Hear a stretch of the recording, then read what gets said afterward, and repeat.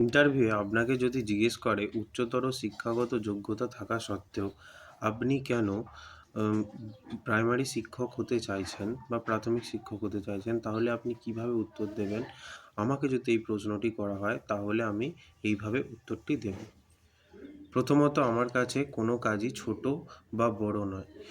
প্রাথমিক শিক্ষকতা পাওয়ার জন্য আমি 2022 টেট পাস করি এবং আমার শিক্ষাগত যোগ্যতা থাকার কারণেই আমি 22 টেট পাস করেছিলাম। প্রাথমিক শিক্ষকতা বা শিক্ষকতাটা আমার স্বপ্ন।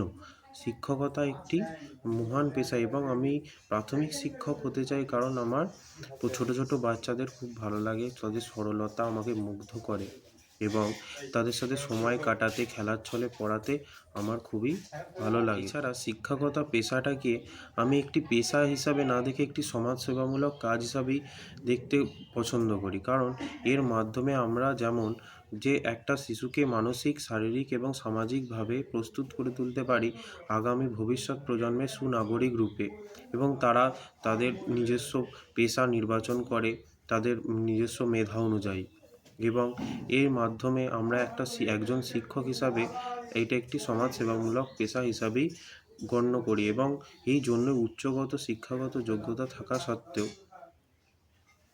আমি প্রাথমিক শিক্ষক হওয়া পছন্দ করব।